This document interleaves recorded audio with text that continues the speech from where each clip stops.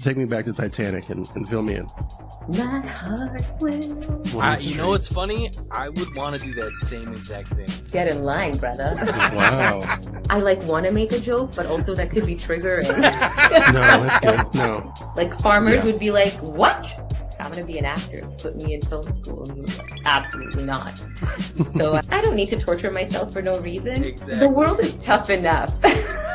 Yeah. As an audience member, I want to be left on the edge of my seat a little bit. Welcome to Amigos PC.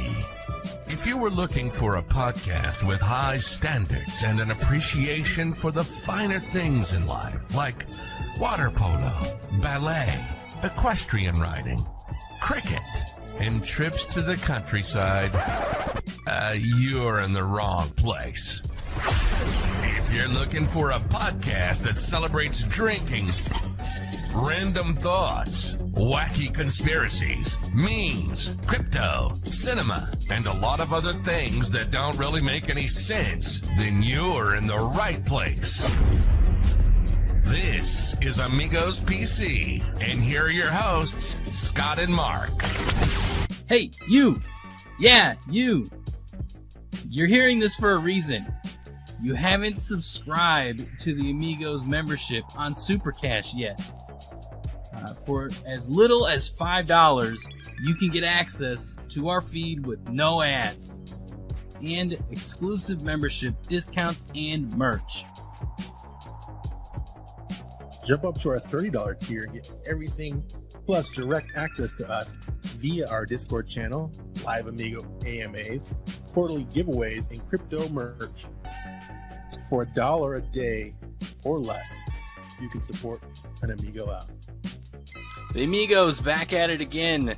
Today we have a special guest that is an indie filmmaker. She has a short that is premiering out on the streams currently called The Day We Left. Elma Begovic.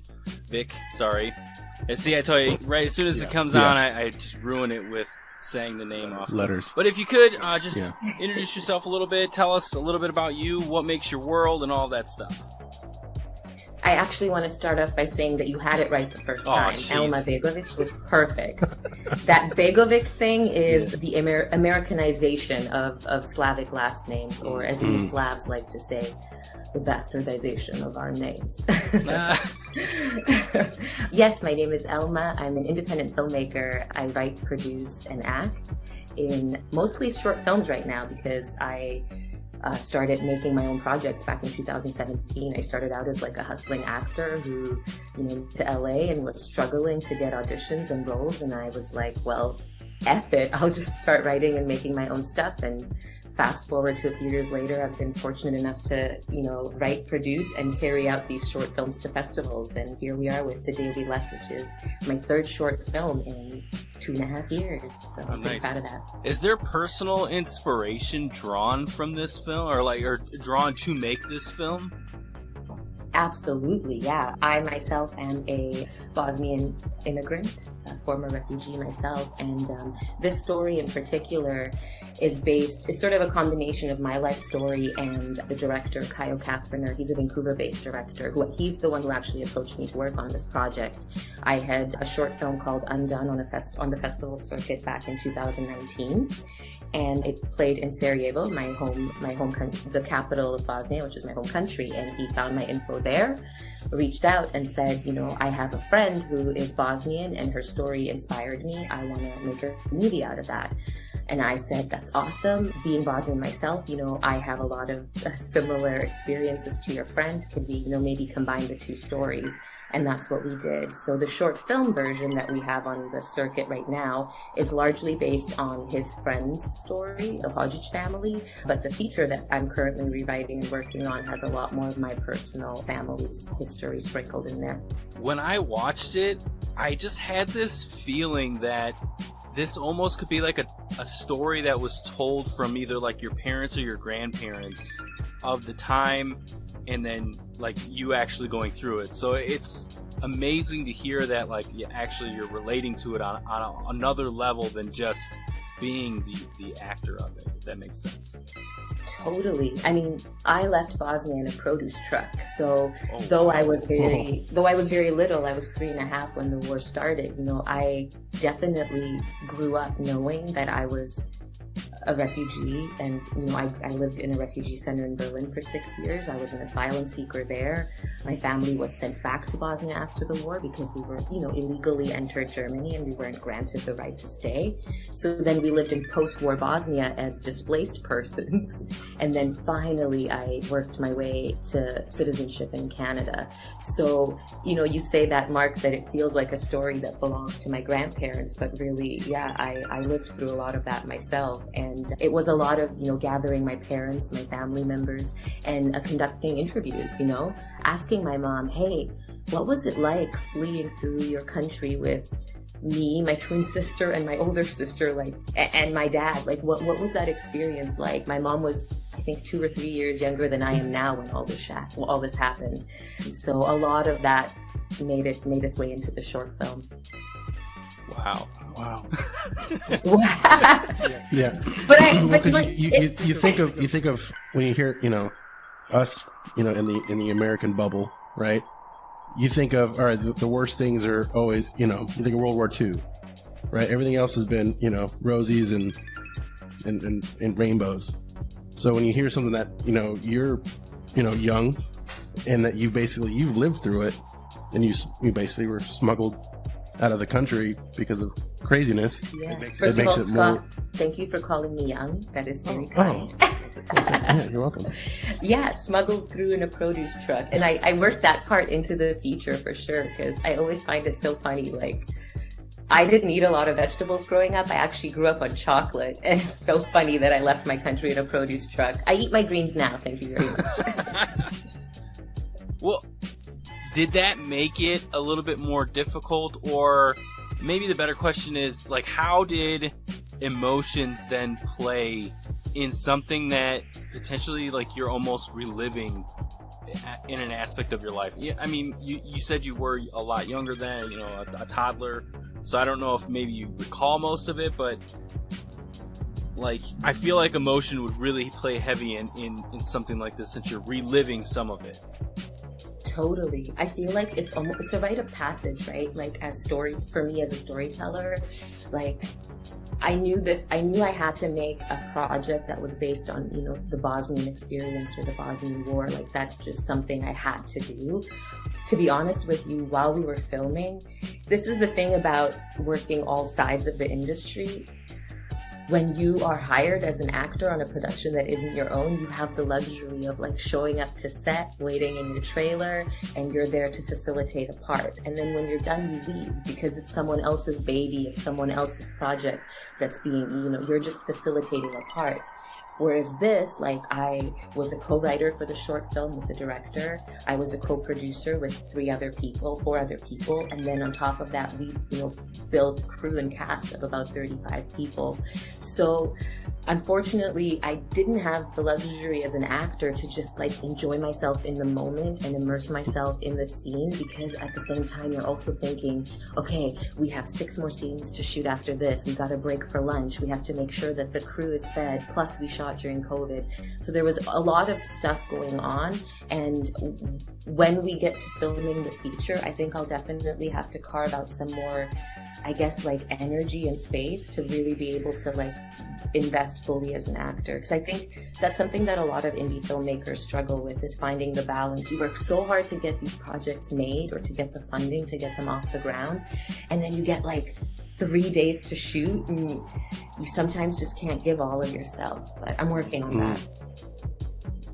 Well, it seems like you took it, or you're doing it as, like, acting as a whole is what I'm saying, as, like, an entrepreneurial avenue, right? Like, you were having trouble getting spots for auditions, things like that, and I mean, who wouldn't in this climate that we're in? It's ridiculous with all of the nonsense that's going in the world, but you're like, you know what, forget it, I'm going to make it my own, and I'm going to do my own thing, and build, you know, a movie, or make a movie, things like that. You said that you've done, like, other projects beyond just this one, so is this your first self-made / funded, co-made / funded, produced, thing like that, or have you have other projects that are lined up or have done? This is my third. Okay. It's my first. So I started my own production company back in 2017 in LA, Seek Refuge Productions. How appropriate for a former refugee, right? And yeah, so I made my first short film called Undone. And that was, like, I had no money. I had I had some money from a residual check that I got. I did a Crest mouthwash commercial, and that baby fed me for a few months when I first moved to LA. And yeah, I remember it was outside the Melrose Market on Fairfax. I remember sitting with my partner and saying, man, I just can't get a break. My agent can't get me in because she keeps saying that my credits aren't good enough for casting directors in LA to want to even audition me. And I don't have connections in the industry yet where, people can just nepotize me in. I don't think nepotize is a word, but you know what I mean, homie hookups. Yep. And I said, okay, I've got this residual check, and instead of blowing it on, clothes and dinners or 2 cocktails in LA, I'll put it into making a short film. And that, I think, I say this a lot, but once you open that door of making something from, inception to conceptualization and final product on a screen, watching it with people in a theater, it's so hard to go back to waiting and waiting for someone to give you permission to play and to act. And yeah, I honestly, I'm so inspired by other entrepreneurial filmmakers like Issa Rae and Ava DuVernay, all of these women who are also marginalized women, but just didn't see a representation of themselves on the screen that they wanted to. So they were we'll go do that. And I think for female storytelling, particularly immigrant stories that are centered on immigrant women, we're not, we're still in the infancy stages of that. So it's my hope to keep facilitating these stories. And yeah, I think that having ownership of your work is really important nowadays, especially if you want to tell authentic stories. So I'm all about, I tell everybody who reaches out to me, part of my production company's goal is to also foster internship programs and help up and coming filmmakers. And I always say pick up your phone and get a friend and just start shooting, because that's the only way that you're gonna get your foot in the door. Unless you have connections or you come from an industry family or you are Timothée Chalamet, people aren't just gonna open doors for you. Right. Well, I love Come on, that Timothée Chalamet. I love that you say it that way, though, because I mean, as someone that's not in the industry, me and Scott, obviously, we're not actors. We started this podcast. Yeah, we gave it up. We're making our own thing. Trying to be in some kind of show business, I guess. I don't know if you would call podcasting that, but it's a show business. yeah, it is. But what I was trying to get at an amazing show. Come on, Mark. You're saying hey, it's not all roses, right? The road isn't clear, the path isn't made for you. And I love that you're saying this to other people that are coming to your production company and things like that, and helping apprenticeships and such, that it's okay to get in there, get your hands dirty, and if you have to do this yourself because it's a passion or a dream, that's the road you have to take. And I love that.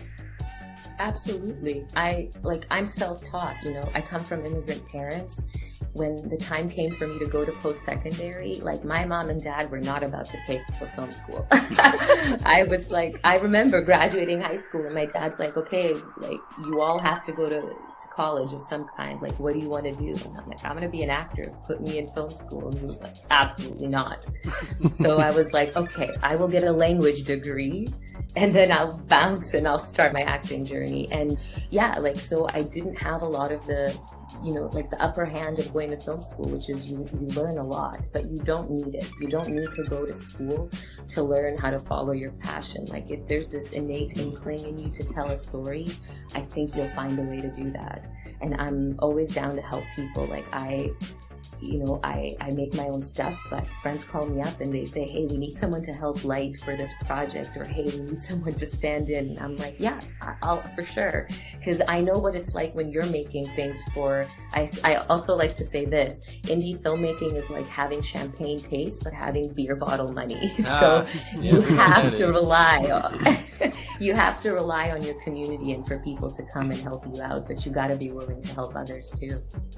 Almost like if you're a stand-up comic, right? You're not famous and booking theaters immediately, so that's and you have to build an audience. Even in podcasting, you have to build an audience. It's very relatable. I love that. What I love about comedy, for example, is the same thing I love about professional athletes, like basketball players and comedians. They bring their community up with them. Like when they make it, they're like, okay, the people that I struggled with are coming up with me. And I think that sometimes in the entertainment world, that gets a little convoluted, because when we're taught, like as actors especially, we're taught to always be in competition with one another, even if like you're not the same gender, you're not competing for the same looks or styles or whatever. Somehow we've been programmed to think that everyone's your competitor, and then it becomes so hard to sometimes share resources or offer help. And that stigma is something that every artist in my vortex is working to dismantle, because it's just unhealthy and it doesn't really progress anyone. So I take a page from comedians and ballers in that department. Oh, you mean like The Rock from Ballers on HBO? No, I'm just kidding. No. That was I liked his character in that show. I didn't finish the whole series, but I thought he was balling. That was a good show. I didn't finish it either. I think I got to like season 4. Yeah, there's just so much content out there, Scott. Like, how do you keep up with everything? Well, you bring that up. So is there like a genre or something that you like, I gotta, like Scott loves The Office. Like he can't get enough of it. Is there something out there that where it's kind of a problem, honestly. I call it like, so old people that I know, Not that us, I have, by like the way. grandparents, right? No. Not us. Grandparents. They'll watch like Westerns, right? That's like their thing. Like I'm starting to think like The Office is like my Western, because like I would put it like I'm watching my stories, and I'll watch it to like go to sleep. Absolutely. Do you watch the Superfan episodes? Because that's the level I'm on. Like I watch the Office Superfan episodes, extended cuts. What are those? Peacock Wow, has. yeah, no. Oh, now there's more content. Now you got my mind blown.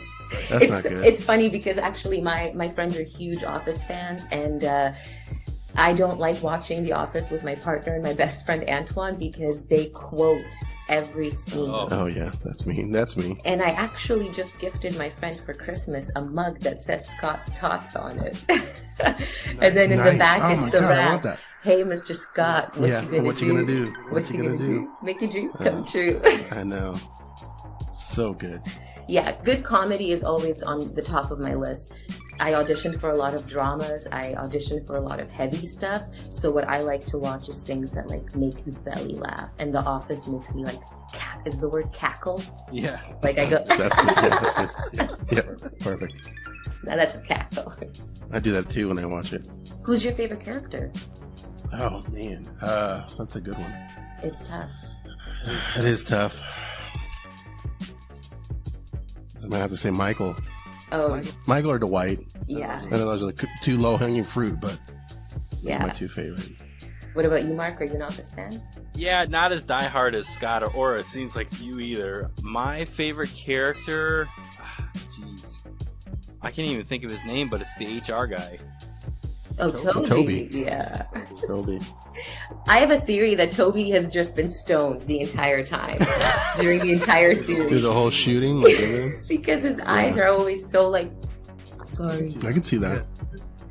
I'm actually an Angela fan. I just love how cutthroat she is. She loves is. Jesus and cats, and she hates everyone else. Everything else, but so true. They're all perfect, honestly, because even Creed has the mystery. of him, like the Creed.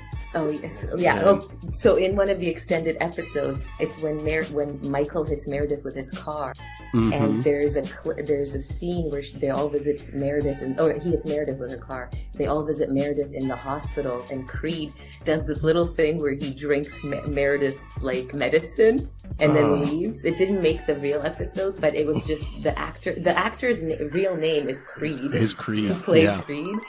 And he's so committed, because even when the shot wasn't on him, you see Creed like stayed committed and in character until he left the room. Like, that's a devoted actor right there. Heck yeah. Good stuff. Okay, away from The Office we go. This podcast is not about The Office. I know. So yeah, Definitely dive down there. We could. I could make this whole episode about it. Talking shop. So when you shoot a short, does that mean, is it just like you're wanting like a production agency to pick it up and like do a whole film of it? Is that kind of how shorts normally work?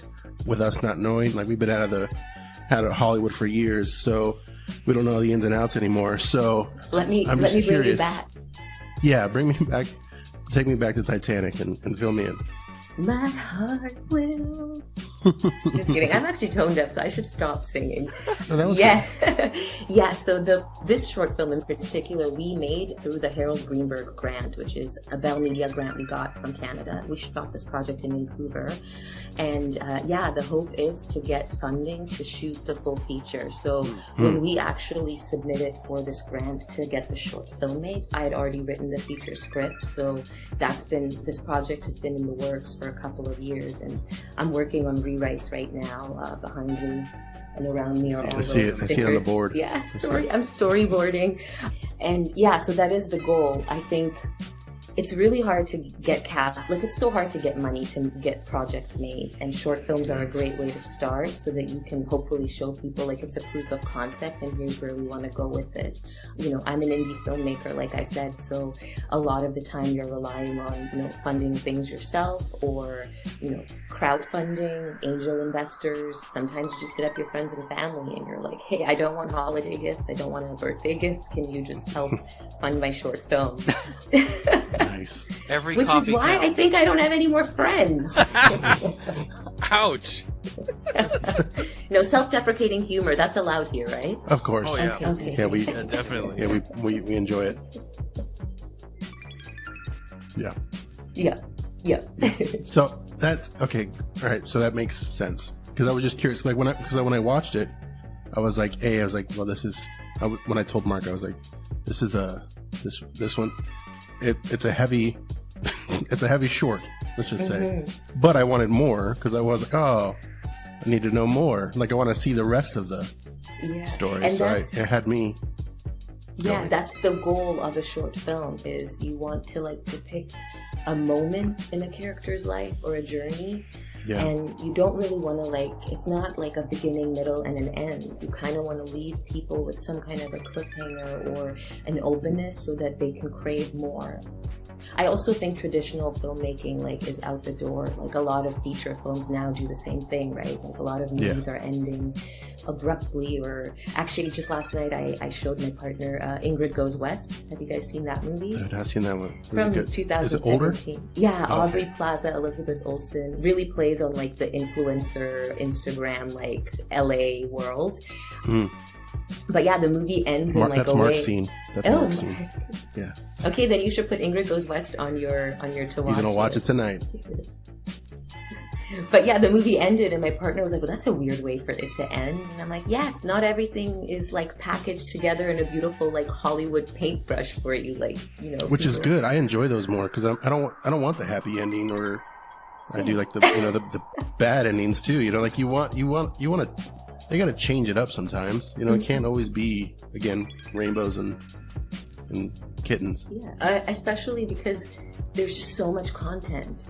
There is so much content being put out that I think, I love a good rom-com. I love a good horror movie where I know all the beats that are going to happen. But I'm much more drawn to watch, stories that take me somewhere else, or that take like an average plot twist and then do something completely different with it. And like as an audience member, I want to be like left on the edge of my seat a little bit. And so that's what, you know, I'm trying to, as a writer, I'm trying really hard to achieve that. I'm trying to, every time I write a scene and I'm like, no, this feels like I've seen it or heard it or read it before. Back to the drawing board we go. That's good. Yeah, that's going to be, I think that's the formula, which I'm sure a lot of writers are trying to do, but I think that's what's going to get more people. So I think what it is nowadays is like the word of mouth or the buzz around how the movie is. So I think if you have that, that's going to be that different, you know, that difference maker is going to be what people need, because there are so many choices out there. Yeah, people for sure. need to especially if single them out. You don't come from like a big studio and you don't have the big dollars to like do promoting and you know, advertising and all that. Back in the day it used to be commercials, but like who has cable anymore? Exactly. True. Well, let me ask you this then. So obviously your upbringing and when you went to secondary school, college, right? You didn't go to acting school. So like where did it start? And like what steps did you take to learn? It was a produce truck. Oh, well, I know that. Yeah, I mean, it started at the produce truck. Come on, Mark. He wasn't listening. I'm sorry. Yeah, right. No, I tuned out for a second. Sorry, guys. No, that's okay. I talk a lot. Where did you put your foot in the door for acting? And then, I mean, you just don't all of a sudden wake up one day and know how to make a short film or even just a film in general. So, like, where were you inspired, or like how did you figure this out? So I spent most of my formative years in a refugee center in Berlin. Like I said, I was born in Bosnia. My family we were asylum seekers. We were refugees in Berlin during the Bosnian War. And I have a twin sister. And I think the first time that I knew I liked performing was in this refugee center was like an apartment complex. It was like an old dormitory for college students, and then they gave each family like a dorm room. You know, it was times of war. You don't know if you're going to be there for 2 months or 2 years, but it had like a big common space. And so my twin sister and I were like, let's put on a play. Let's put on a play and let's charge 25 cents. Let's make some money. Let's make money so we can go buy some candy. Like, you know, this is the mid-90s. I was like fueled by candy and chocolates. And so that was like the first time that I saw like how people reacted to my being funny or goofy or like putting on a character. And I just knew. Plus, again, you know, I didn't have a lot growing up. Like, I didn't have a lot of toys, so the TV was always on. And I just consumed so much television for like an 8-year-old. I think I was the only 8-year-old who watched Bridges of Madison County and went to school and was like, should we unpack the relationship between Clint Eastwood and Meryl Streep's character? Because that was deep. Good movie. Good movie. And then my German teacher sends my parents a note and is like, Elma needs to watch more age-appropriate movies. But that was like the inkling, the beginning. And then when I moved to Canada, like I didn't take drama in school because I was like, school is school, acting is my work. I got to take private classes. So I somehow convinced my parents to pay for classes, and I just took private acting classes until I was like 16, 17. And then I shot my first indie movie when I was 19, my first year of college. It never saw the light of day, but it was my first experience on a set and like being the lead in a movie and all that stuff.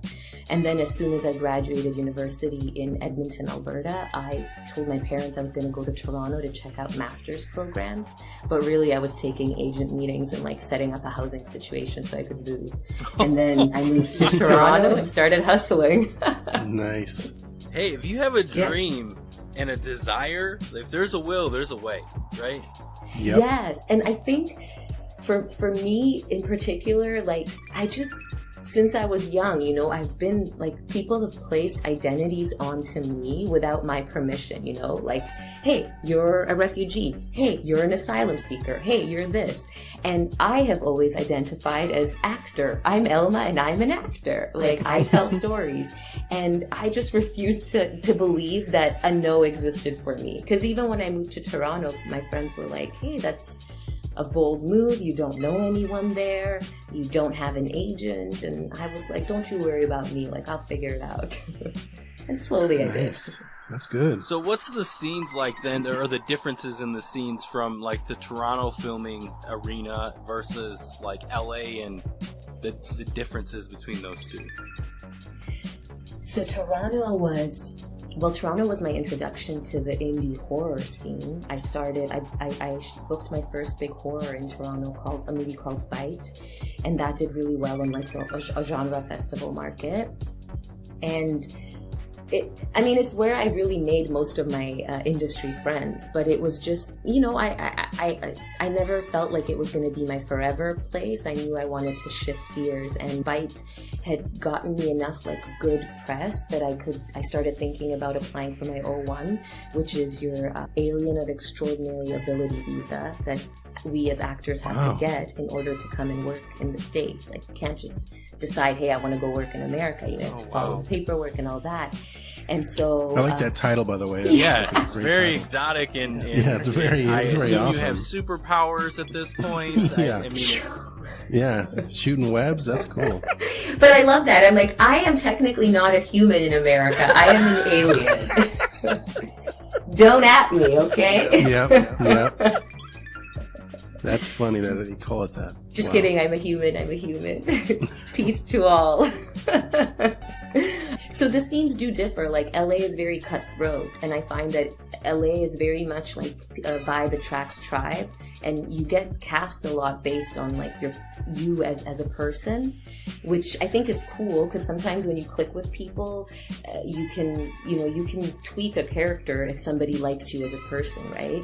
But therein also lies the problem that sometimes people just like casting, you know, whoever they like. Vancouver, I'm really enjoying working in Vancouver. I'm finding that the industry there is really warm, and the artists are super kind. Like, there's not a lot of resource hoarding like we talked about.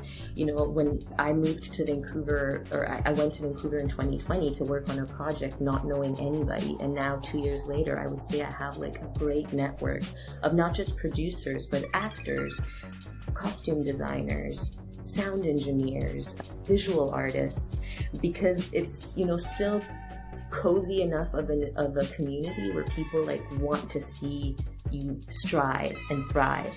In LA, it's harder. Like, I've been calling LA home on and off for the last 5 years, but I would say I have work acquaintances and I'm building a work community, but it is more challenging to like pick up the phone in LA and ask friends, hey, can you come help, you know, make my short film? They'll go, what's in it for me? Yeah. Or like, are there any A-listers there? Well, that's the difference, right? Canadians are the nice guys that come over and bring you the syrup.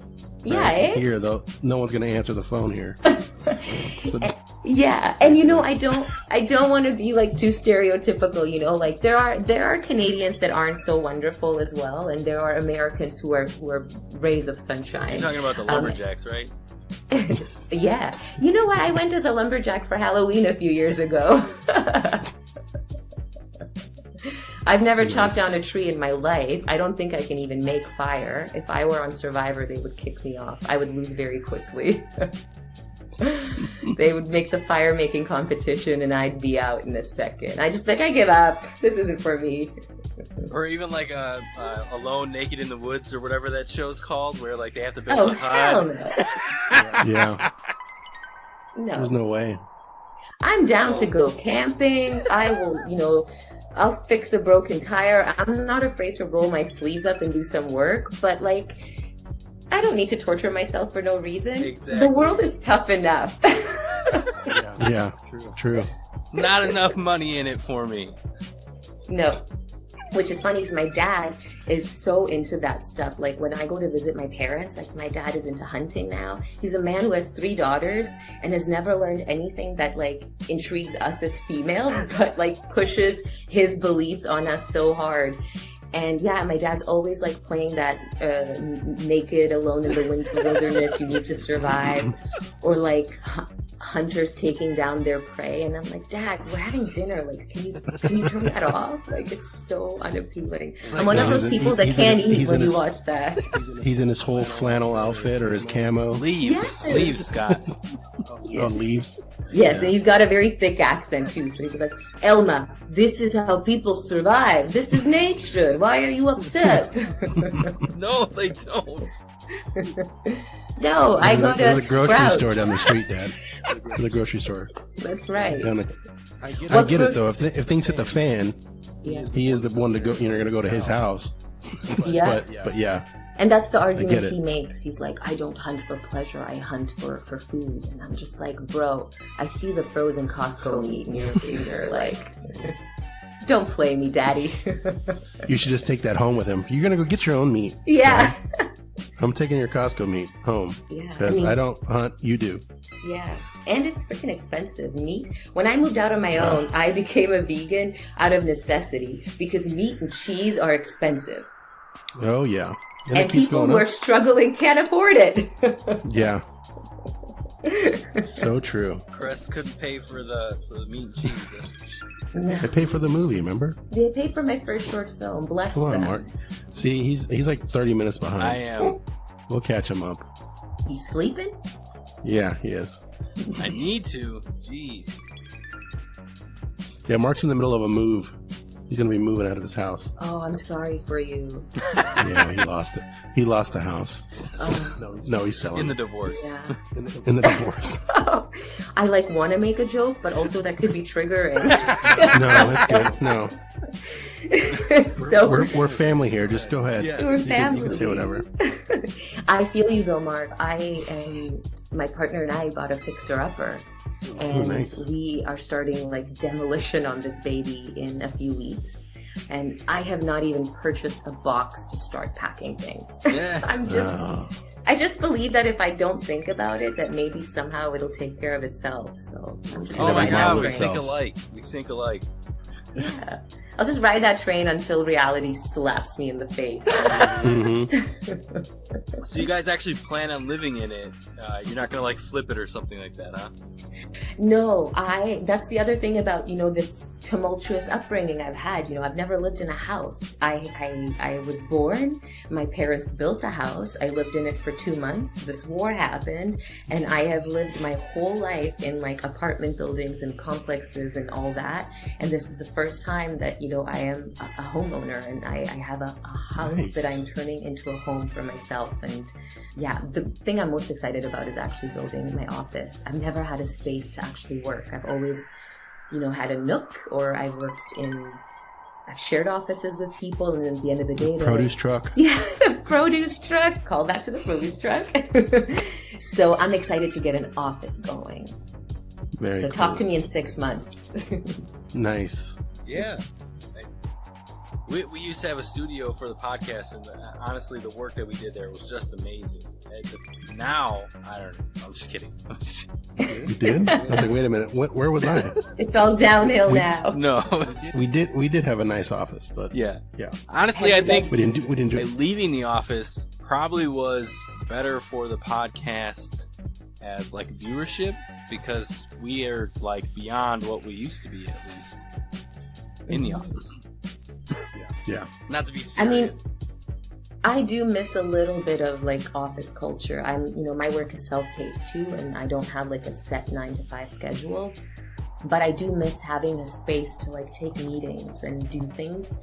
I feel like working from home, like, I am presentable here, but like sweatpants are underneath this, you know what yeah. I mean? I Oh, feel you're like At least you're wearing pants? pants. Yeah, you're wearing pants. Nice. I'm only wearing them because it's, nighttime and cold. Otherwise, That's I'd be true. in my underwear too. But yeah, I think I've just become a little bit lazy, and sometimes I'm just a gremlin all day long, and I'm like, girl, like, put a little effort in and just like leave the house for 5 minutes. Like this week, I don't think I left my compound, my house all week. Tomorrow I shall go somewhere. I shall see the sun tomorrow. I mean, that's kind of the environment we've been pushed into, though, right? I mean, it's been a tough couple of years, and I think people have scaled back. And you talked about, building your network and things like that. I don't think people are doing that anymore right now, or even like just the last couple of years. And if they are, it's very virtual, kind of similar to what we're doing now. Yeah, networking has become a very virtual space. Like, I am a member of Women in Film here in LA, and it used to be, an opportunity to go and like you'd have monthly meetups and stuff like that. Great way to network and meet other female, filmmakers, but now it's all virtual, and you hit a little bit of like a fatigue moment, I think there's only so much of this that we can do. Like, I work in front of my screen, for work all day long, and then it's sometimes hard to also stay on the screen to then, network and be social as well. Yeah, a lot of socially distant walks with friends and a lot of introspective downtime, which I think that's okay too, right? Like going inward every once in a while. But I sure miss like getting dressed up and going to a crowded place and like partying with my friends. I miss those days. And I'm 32 now, so I feel like I only have a few years to party. So like, let's go. Yeah. Get me back in a club. It's so funny because I want nothing to do with it. Yeah, same here. I'm all for going out and hanging out and hanging out with friends and things like that, but like the club scene and just uber amount of people, unless like I can get my own like little area that I can invite people in that I prefer. I guess I'm just picky. I don't know. Oh, you want to be a VIP? Yeah, there we go. I'm bougie like that. I'm bougie. bougie. I need to be in, my own little corner, the champagne room, whatever you want to call it. Okay, yeah. Okay, so I'll only invite you when I'm doing luxurious things and I have a private party. Yeah, I'll bring the checkbook too, just in case we got to fund a movie. Yeah, for sure. That's what I do. I talk people up every chance I get. No, I'm not that insufferable. It'll just be one of those things Mark will say, don't cash the check till Tuesday. Yeah.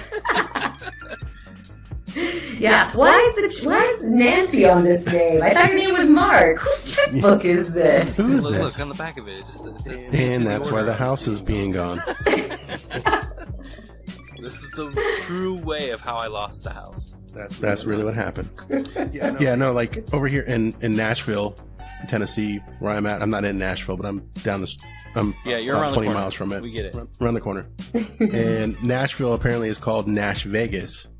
So, or at least I've heard somebody say that. I only heard one person. I don't know how valid that is, but if you've ever been to Vegas, you know how Vegas is, or at least know how it is, obviously. But think of it like, it's a country bar, like strip of people just partying and drinking and singing and live music the whole time. And so going there, like what Mark said, basically the loud, I'm at the point where like loud music and all that, I'm like, we need to go to like a more quieter spot and like be able to talk to the people that I'm with. I'm at that point.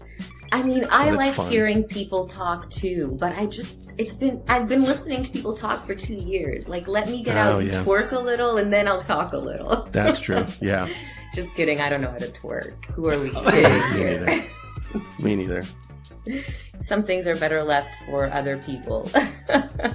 But I was down there last weekend and it was still very crazy. Bumping, Oh, for real? Bumping. I was, yeah. Yeah, I had somebody in town. So I met them down there.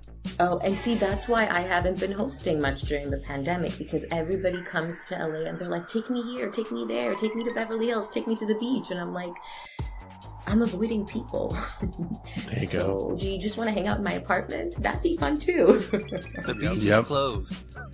Yeah. So we met them in Nashville, so we didn't have to actually see them. But Cart them around. So we saw them. Yeah. Like, how do you feel about playing like tourist guide to your friends? Yeah, so I've only I work from home, on a normal basis, and so basically leaving the house like you, it's like this is my compound, so I never leave. So I see the sun like a couple times a week. So let's just say I've only been here for almost a year, and I really don't know anything about Tennessee. So I can't really tell people like, oh, let's go check out this, because I don't know where that is, because I only go to the store every once in a while. And that's it. We went to In the Nashville. Johnny Cash Museum when I was there. Right, that's downtown Nashville, so that's like kind of low-hanging fruit. Like that was just there. So it was I like, it wasn't like I knew about for it. it though. I was like, there's got to be a museum or something down there. It's a music place. Yeah, there's a Yeah. whole bunch of them actually, other ones. So Oh, is there? yeah, that's the other one. Yeah, there are.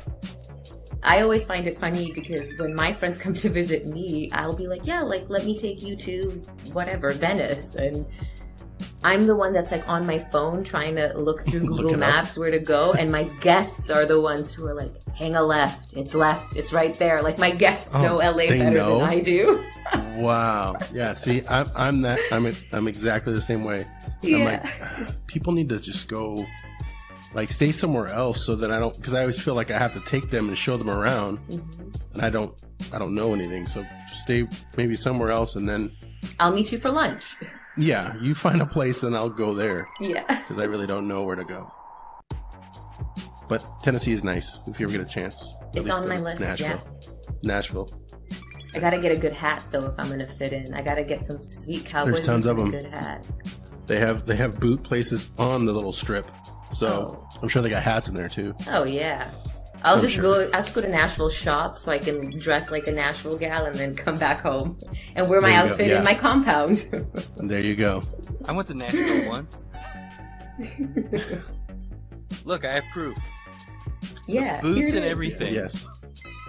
And they have tractor, I don't want to say tractor pulls, but they have tractors where they pull people and they go and they have their drinks Oh yeah. in a tractor. Like they pull them and they're like in a thing. See, if you did And- that in Bosnia, like people would laugh at you. Like farmers Yeah. would be like, "What? Why are you on my tractor drinking? Why are you using my tractor, a tool that I need for survival, for Yeah, fun?" this is for food, not for parties. Yeah. No. And I could just see a stick or something poking them to get off. Yeah. Get off of here. Yeah, not like these novelty restaurants and like experiences that we have like in the States are so foreign to other people. Just like in Vancouver, I went to, actually I thought this was cool. It was a restaurant that's completely blacked out, so you can't like see what you're eating. It's all about feel and sensory. And the idea was kind of like silly, but the cool thing that they did is that they did employ all of their waiters were people who were visually impaired. And so it was a great way to, create employment. But just like the idea of a restaurant where you can't see the food you eat, like when I explained that to my Bosnian parents, they were like, "You paid money for that?" Yeah. So And wait, how do confused you get by to your it. seat? Do they bring you to your seat, or do you? You wait outside, you pick your order, and then a guide comes in and guides you through the dark restaurant, helps you to your seat, and then it's just pitch black for like 2.5 hours. It was an interest, I don't think I'll do it again, but I realized how much music and background people and other restaurant goers play into the dining experience. There were moments when I just was like, there's nothing to talk about, because this is the time when I would people watch or have a bite of my meal and enjoy the background music, but none of that was there. So you have to be a good conversationalist if you want Is to that keep your it dark. hand on my leg? So you have to say that every couple of minutes. Is that your hand? Yeah. Am I holding your hand? Who is this? Who is this? That's not a Mom? hand at all. Mom? Mama? Yeah, that reminds me. In Vegas, they have or at least they used to. I don't know if it's still there, but they had a bar that was completely of ice. Oh, they got rid of that a long time ago. Did they get rid of that? So I've been there. And basically, it's like I don't know how cold it was. You had to get, so you're paying for warm clothes. So they give you these warm jackets. So you have to pay for these jackets to wear. And then you go in, and then it's just people in an ice. Everything's made of ice in there. They have ice walls, ice tables. And I'm like, this whole thing, and it was expensive. And you go in there, and it's like, this was pointless. Okay, you just need to go to Alberta if you want to experience that. Edmonton, Yeah. Alberta, Canada will give you the same experience Same from thing. November till about April. You got a big window. Yeah. Well, I guess in Vegas, it's the desert. So they were like, this was a great idea. Yeah. But, and obviously Mark said it's not there anymore, but Yeah, I went in there, and that's kind of one of those things where it's like you go there once, and you're like, this. You could say you've done it, because I do want to go check out your darkness dinner, because that sounds fun. Try everything once. Exactly. Yeah. All right, we're gonna start with our good old questions. Oh boy, I'm nervous. Ready? So I had one. So I picked these out beforehand, which is funny. I'm gonna save this one for last because it is funny, but it can go with something. Okay. What is the nicest thing a stranger has ever done for you? Oh my god, isn't it sad that the first thing I thought of is the worst thing a stranger did to me? No, perfect. Roll with that one. Worst thing. Okay. I was living in Toronto during actually one of the colder winters they had, and there was a homeless man on my corner that kind of hung out there all the time, and one day I got him. I always acknowledged him, but one day I gave him an apple because I was walking home from the grocery store, and I'm like, he must be hungry, and I gave him the apple, and he threw it at me and was like, I don't need this apple, chucked it at me, and then called me a bunch of bad names. But it was the funniest thing because fast forward 3 days later, and I paid. There was a shelter where you could pay for the night to host someone, and so a few nights later I paid and hosted him there, and he was so sweet and was like, thank you, bless you, you're so kind. And in my head I was like, man, 3 days ago you threw an apple at my head. Look at that, she turned it on you, Scott. She did both. Look at that. That was good. Yeah. Oh yeah, Nice. I did something nice, but it didn't work out in my favor. And then I got a thank you from him, which I thought was nice. So next time, instead of apples, just buy the alcohol. There you go. Or he wasn't all the way come down, or he just did come down. Oh yeah, and that's why he was so angry. I mean, I try my best. It's hard to judge at what level they're at. I should have just given a bag of chips. Also, no, but it's like the lady who gives out fruit at Halloween. I had it coming. Yeah. Yeah. Apple. Well, he could have used it. I was thinking he could have used it as a smoking apparatus. But, moving forward. If you could try out a job for a day just to see if you'd like it, which job would you choose? Ooh, Mike Rowe. Dang. What would you have done? Maybe what would you have done if you didn't do acting, directing, writing? Well, here's the thing. I've always been fascinated by medicine. I would never be a doctor. I sucked at the sciences. But I would love to be in the operating room when a neurologist is working on a brain and operating on a brain. Ooh. I'm not saying I need to be the neurologist operating, but you could be the assistant. Yeah, a nurse handing them the most viable apparatus they need. I think that would be so cool. Also, the human body is interesting and not queasy, so I think that'd be cool to experience. Wow. Good answer. But just to observe, I don't want to actually. It's weird that you bring that up. I just watched X-Files, the movie, for I don't know the 18th millionth time. Just the newest one? Yeah, the newest one, 2008 or something like that. I don't think I even saw that one. And they were. What is it? Not extorted, but they're basically taking the head off of the main villain, putting it on someone else. Nice. Oh man, like a head transplant. Yeah, And they were doing the sketchy, just transplants, just the black market transplants. I actually just read an article a couple days ago that the first operation where they transplanted a pig's heart into a human. And it worked. Yeah, it was a successful surgery. So operations where we're taking organs from other animals are starting to happen, which I think is just so crazy and cool. But that got me to thinking. I'm like, man, what if in the future you can do that? You can take my head and put it on Beyonce's body, let's say. There you go. Yep. You never know. The sky's the limit. You have to dream. One must dream.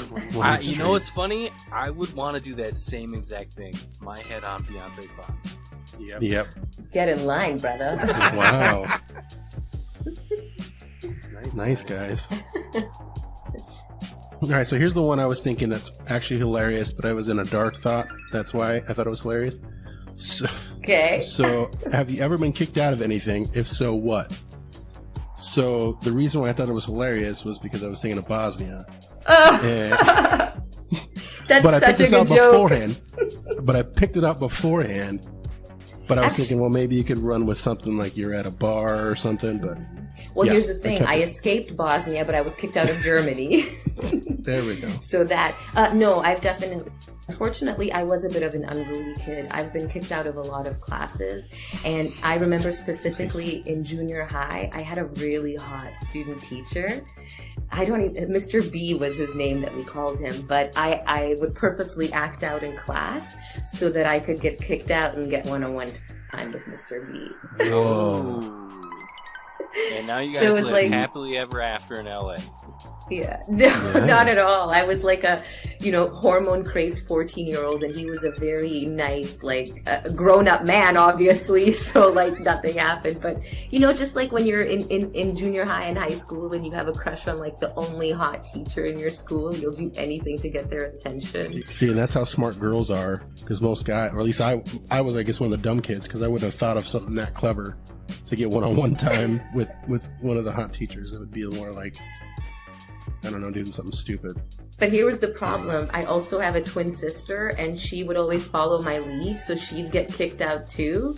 And then it'd be like fighting for then it's a Mr. B's competition. attention. Yeah, so it backfired too. Do you, with having a twin, does it come down, like sometimes do you guys have like the same taste in dudes or same taste in general? You know what's funny? My sister is married and has kids, and happily married, might I add. But her dream boy, like growing up, I was obviously always into like athletes and cool guys because I'm cool. Yeah. And my sister's dream boy was like a guy, anybody who had glasses and red hair. That was like Wow. her dream boy. And my partner has glasses and he's got a little bit of that gingerness, and he's got freckles. So I ended up with my sister's dream man. Yeah. How funny. And every time we get together, my sister. And then she's with the athlete? Nah. Actually, no. Her husband played maybe. soccer. She's with a good guy. Let's just leave it at that. He's a good man. But whenever I visit, my sister always insists on taking a picture of like me, my partner, and then my sister. And my sister is always giving him a kiss on the cheek in every picture. So I don't know. I don't know what Yeah, that's keep all an eye about. on her. Yeah. We're having a talk with her. She's good people, yeah. She's my roommate, and Yeah. she can hang. Yeah, that's good. Well, we greatly appreciate that you came on the show. If you could just tell our fans, where we can catch you at, if you have any other projects coming up, and all your socials and stuff. Yeah, first of all, thank you guys for having me. So fun chatting with you both. You can find me at Elma Begovic. I'm on Instagram. I say Instagram. I don't know why. It's Instagram. And my company website, Seek Refuge Productions, it's under construction right now, but my goal for 2022 is to keep most of my updates on there. And projects I'm working on right now, The Day We Left is on a festival run right now, and we've actually secured a distribution deal in Canada, so it'll be on small screens in Canada shortly. And pitching, I'm doing a lot of pitching right now. I'm pitching my first solo feature, and I'm really trying to get like a web series off the ground. That's what I'm like storyboarding right now and applying for a lot of grants. I need people to give me some money so that I can keep going. The crest money has stopped coming Running in. out. My Yeah. friends have cut me off. My family will no longer give me birthday gifts, so I need grants. Dang it. But yeah, that's where I'm at on Instagram and Seek Refuge Productions. Well, on that note, Amigos out. This has been the Amigos PC. Make sure to like, subscribe, and review us on all your podcasting platforms. And visit us at AmigosPC.net. Get our entire library of content and Amigos merch. Till next time, adios.